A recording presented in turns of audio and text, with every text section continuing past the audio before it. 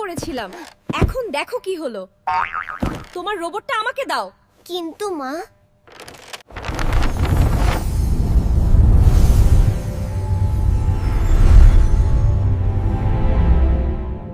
নমস্কার বন্ধুরা, আজকের পেরেন্টিং দুনিয়ায় একটি নতুন শব্দ খুব ভাইরাল হয়েছে, FAFO।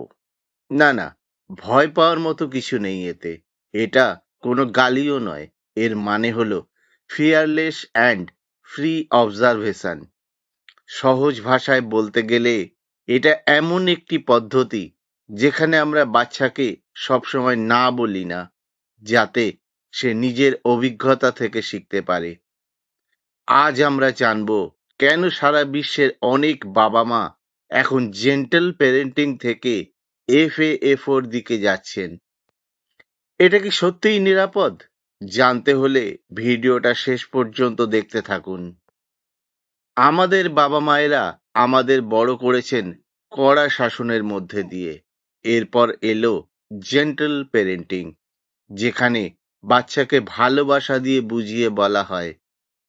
কিন্তু FAFO প্যারেন্টিং এই দুটির মাঝামাঝি একটি ব্যালেন্স তৈরি করে।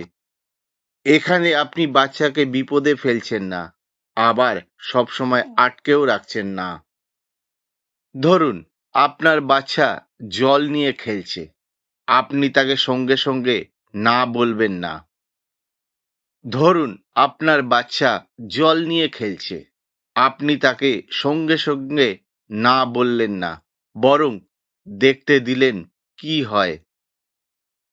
যখন তার জামা ভিজে যাবে এবং সে অস্বস্তি অনুভব করবে, তখন সে নিজেই বুঝবে জল নিয়ে বেশি খেললে কি হয়। একেই বলা হয় ন্যাচারাল কনসিকুয়েন্স, অর্থাৎ প্রাকৃতিকভাবে শেখা।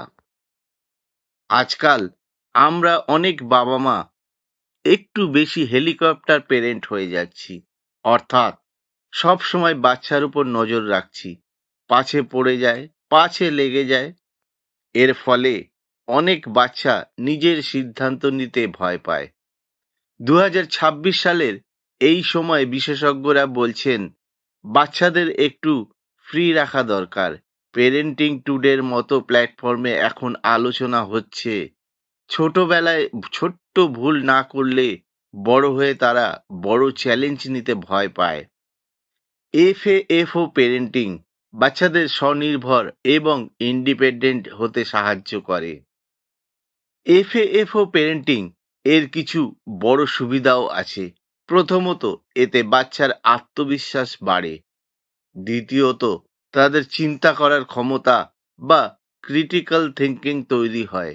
তৃতীয়ত, বাবা মা এবং বাচ্চার মধ্যে অপ্রয়োজনীয় ঝগড়া কমে। তবে মনে রাখবেন, FAFO মানে এই নয় যে বাচ্চা ইলেকট্রিক সকেটে হাত দিচ্ছে আর আপনি চুপ করে বসে আছেন। এখানে সবচেয়ে গুরুত্বপূর্ণ বিষয় হলো অবজারভেশন, অর্থাৎ নজর রাখা। আপনাকে সবসময় খেয়াল রাখতে হবে যাতে কোনো বড় বিপদ না ঘটে। শুধু ছোট ছোট বিষয়ে তাদের নিজের মতো শেখার সুযোগ দিতে হবে। তাহলে কি আপনি আপনার বাচ্চাকে FAFO স্টাইলে বড় করতে প্রস্তুত? নাকি আপনি মনে করেন আগের মতো শাসনই সবচেয়ে ভালো? আপনার মতামত কমেন্ট করে অবশ্যই জানান। কলকাতার স্মার্ট পেরেন্টিং এর আরো টিপস পেতে আমাদের চ্যানেলটি সাবস্ক্রাইব করুন। দেখা হবে পরের ভিডিওতে।